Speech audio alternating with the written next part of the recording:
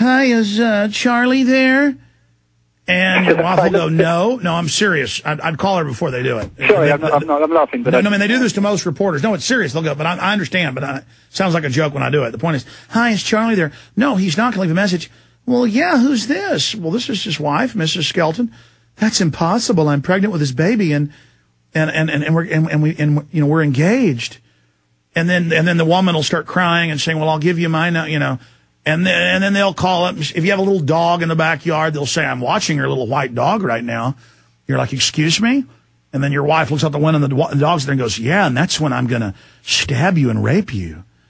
So, I mean, it's the government. They're watching the dog while they do it. I mean, it's real, bud. These people call your women up. So I just want you to know these are hardcore criminals you're dealing with. I mean, Zbigniew Brzezinski wrote a book 2 years ago bragging that what we already knew, he funded Pol Pot to kill 35% of the Cambodian population. These guys, Mr. Skelton, write books bragging about who they've murdered. You understand?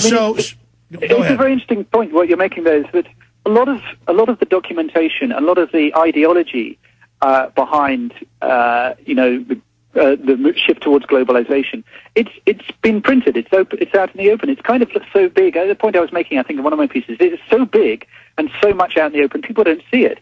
They're not reading the right books. They're not seeing the thinking that's behind it, which is, it's been published. It's, there are papers, there are books. The ideology is out there for everyone to see. And also, if you can, for one moment, take your eyes off, American Idol and the X Factor.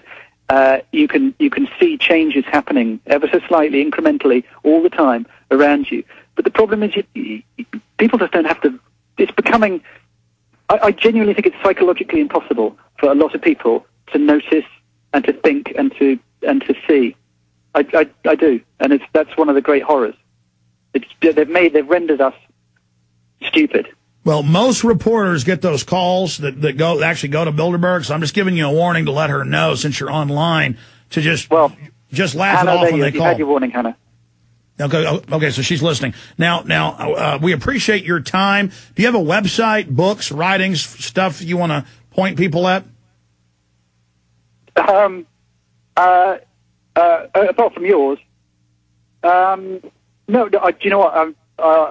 I might start writing some more things on this subject. This is the first time I've tackled this subject in any way, and it's certainly I didn't set out to Athens thinking I'd be detained twice by the police. So I might write some more. Then again, I don't want my dog threatened. So I might just go back to writing jokes about anyone. Well, no, they're not threatening the dog. They will tell you, oh, you're there, just made yourself. It looks like, is that coffee or tea you're making there? Hello, excuse me. And you're like wondering how they're looking at you, and it's like, that's right, bitch. I'm gonna stab you and rape you to death. How's that sound? So I'm saying, and they'll say it just like that. So I'm just trying to give you an idea who these people are. I'm telling you, Mr. Skelton, I've been down the rabbit hole. You're starting to go down it, and you've opened up your first step into a wider world. And there's good things and there's bad things about it. But I'm just letting the listeners know too, for folks, you ever wonder about the New World Order and who they are? These are murdering criminals. And these are the bankers, we have this from inside Bilderberg, that are engineering the financial collapse. We said that 3 years ago today. We said they were going to engineer it, how they would do it, what they do with the stock market. We broke it all down. They rule the planet. And so we are here. This is happening. This is going on right now. And so I just want you to know that this is very, very serious. And the cop on the beat, he's just taking you to jail. He's probably not a bad guy. He's on a power trip. That cop is compartmentalized too. His family's being destroyed. His future's being destroyed. His world's being destroyed by the very bankers he's criminally protecting. He has to break a law and violate your free speech under the EU Charter and under the laws of Greece. They break the law and keep taking you to jail. Beat the rap, can't beat the ride. So they're committing crimes to destroy their own futures. I've just thought of a book I'd like to recommend. What book is that? Well, it's a little bit odd. You might think me recommending it, but I picked up a copy of the diaries of Goebbels, the German propagandist from World War II, one of the most evil men of all time, but also one of the most brilliant psychologists. And these papers were rescued after the war, and almost by chance. And what's revealed in his diaries is just one of the early exponents of propaganda, of mind manipulation, of population control, giving and taking, guiding the public mind. And it's an extraordinary read. And I recommend everyone to just have a look at it, because you read it and you go, my God, this guy is he's one of the groundbreakers there. He's one of the groundbreakers. Well, you know who he cited? He cited Edward Bernays. I heard that today, actually, funnily enough. Yeah. Oh, so you were reading them? Yeah, I've actually read part of those. I didn't have time to read the whole book. Which book do you have? There's two books that I know of that have the writings of. Do you know what? I don't know. It's an old tattered Joseph copy that Goebbels, the bookshop. Nazi propaganda Gauleiter. Stay there. Let's do one more segment. Charlie Skelton, you're a smart guy. Write for London Guardian. Write for a lot of big publications. I'm not here preaching at you. I'm just telling you, I've been there. I've seen it. I can't believe how evil the globalists are, but they revel. They one-up each other on who is the most ruthless, who is the most corrupt. And Edward Bernays and Joseph Goebbels, that's 80-year-old stuff. You know, when they were really in their heydays. And it's all being used today, but even more sophisticated. They fuse more than 100 different types of propaganda together, where I can't even articulate it. I can just behold it and go, when I'm watching television, I mean, that's how scientific it is, and the wordsmithing and the twisting and the tactics. And but you're talking about Goebbels. That is good to read.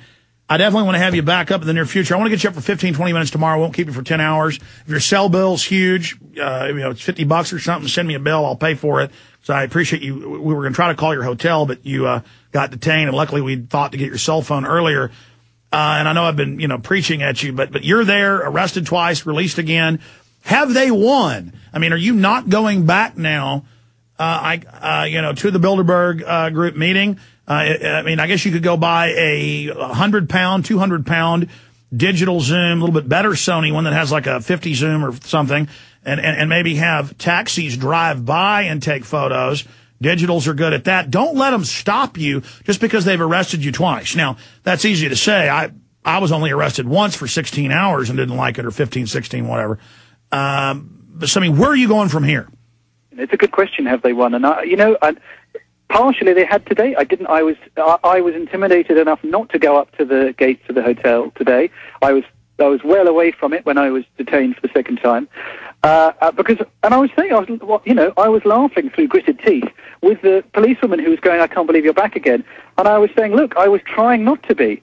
I was trying not to be detained. But see, I would have told her, it's your problem. What is this, Nazi Germany or Soviet Russia? I mean, folks, they're already censoring the internet. They're setting that up the same way China phased it in. The free speech zones, that started in Russia, then China. Listen, if you study this, Mr. Skelton, and you're there reading propaganda documents right now, that they phase this stuff in. If you're reading Goebbels' diaries, you see he talks about that. Yeah, I mean, information is the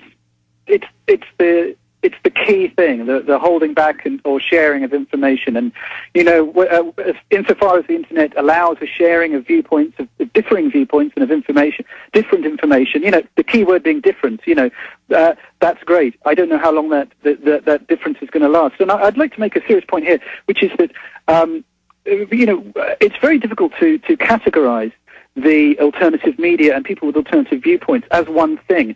Whereas Bilderberg, they're sitting there and they are strategizing, and they, there is whatever you might think is happening, whatever you characterize the Bilderberg meeting as, you have to agree that some strategizing, some ideas, some forward thinking is being done. I mean, whether you think it's benign, malign, whatever.